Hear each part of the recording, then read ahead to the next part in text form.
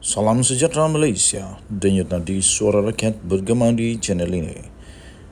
Jangan lupa tekan butang subscribe, like dan share. Malaysia kita punya, cintai Malaysiaku, kita jaga kita.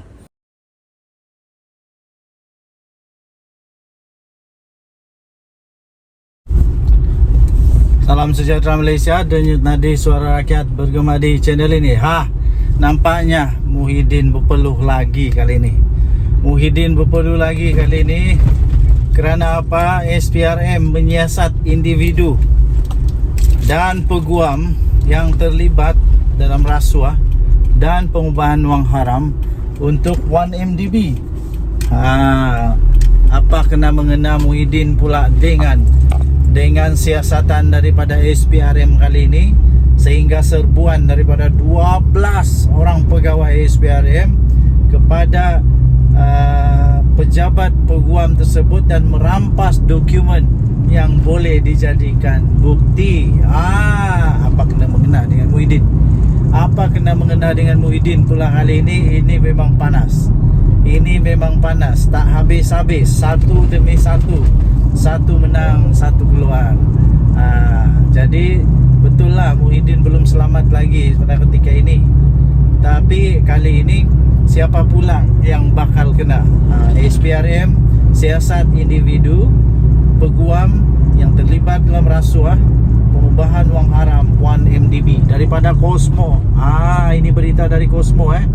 Suruhanjaya Pencegahan Rasuah Malaysia atau SPRM sedang menyiasat penglibatan beberapa individu didakwa terlibat dalam rasuah dan pengubahan wang haram semasa usaha pemulihan aset One Malaysia Development Berhad 1MDB oleh kerajaan. Bahaya ni. Adakah ada wang 1MDB yang kena curi kah? Itu soalan betul-betul besar. Menurut sumber, salah seorang individu yang terlibat adalah seorang peguam. Yang didakwa telah menerima sejumlah wang rasuah. Dikatakan telah dilaburkan di dalam sebuah syarikat yang menjalankan pelaburan tidak berlesen, serta pernah diambil tindakan oleh Bank Negara Malaysia BNM pada tahun 2021. Pelik jugalah peguam ni. Dah lah duit tak betul. Lepas itu dilaporkan pula kepada syarikat tak betul. Pening. Tak tahulah kenapa peguam ni tak tahu kah benda tu. Peguam terlibat juga sebelum ini dikatakan telah dilantik oleh 1MDB bagi menyelesaikan isu aset 1MDB dengan syarikat luar negara. Inilah yang dinamakan harapkan pegar makan padi.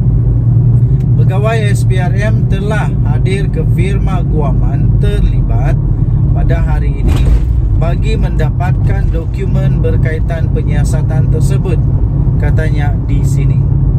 Sementara itu, Ketua Pesuruhjaya SPRM sendiri, iaitu Tan Sri Azam Baki, ketika dihubungi telah pun mengesahkan siasatan tersebut.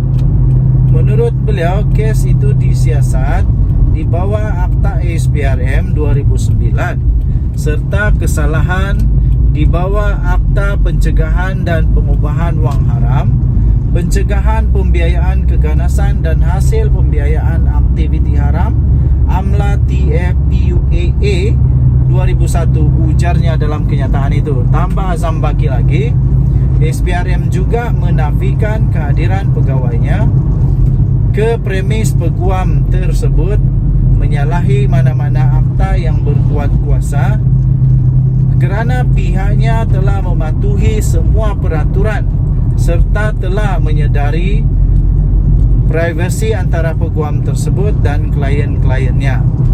Terdahulu, media telah melaporkan bahawa peguam peribadi kepada bekas Perdana Menteri Tan Sri Mahyadin Mak Yassin, iaitu Rosli Dahlan, mendakwa SPRM telah menyerbu firma guamannya pada jam 10.30 pagi.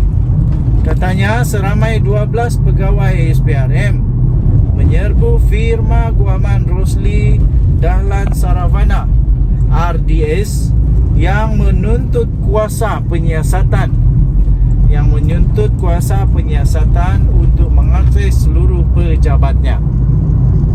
Beliau berkata pegawai SPRM yang diketuai oleh individu bernama Muhammad Farid Ismail, Muhammad Safwan Arbagi dan Siti Aida Khairuddin menuntut hak menggeledah dan merampas dokumen-dokumen di firma tersebut.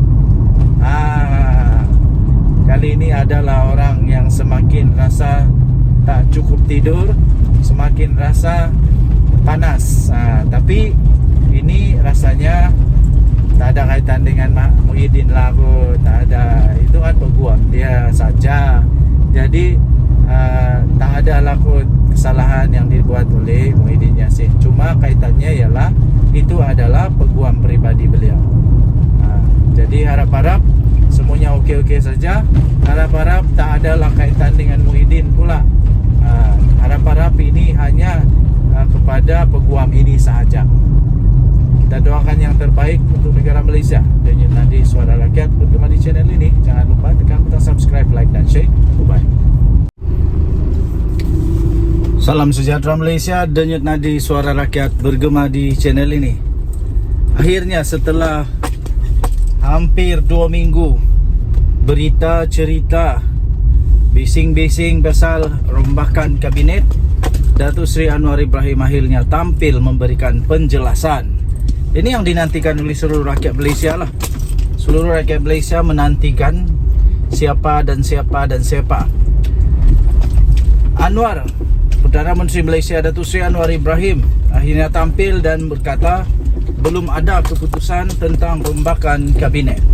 Belum ada keputusan, maksudnya belum adalah ketetapan siapa